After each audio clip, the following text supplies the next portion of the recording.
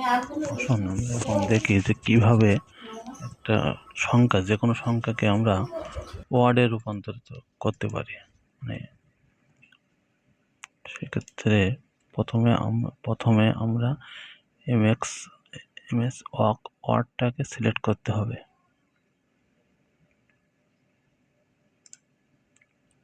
MS ওয়ার্ডটাকে select করে নিলাম। এখান থেকে আমরা ইচ্ছা মতন যে কোনো সংখ্যা লিখতে পারি। লিখে এবার এই সংখ্যাকে আমরা কথায় রূপান্তরিত করব, ওয়ার্ডে রূপান্তরিত করব।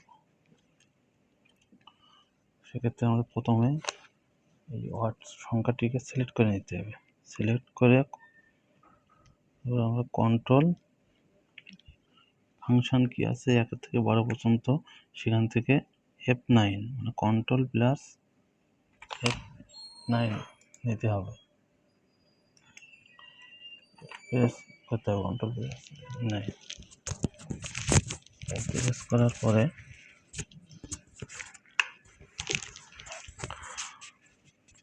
প্রথমে এই সংখ্যার আগে ইকুয়াল টু দিলাম।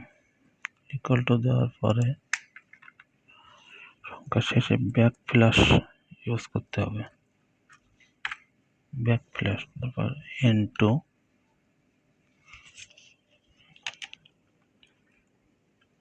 যেটা লিখতে হবে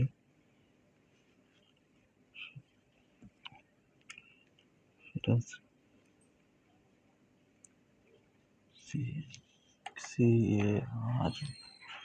CARDTEXT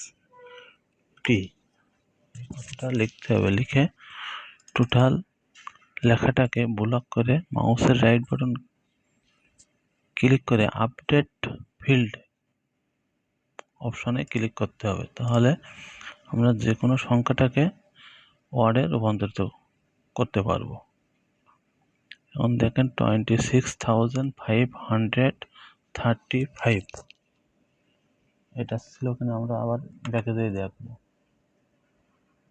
26,535 ওকে।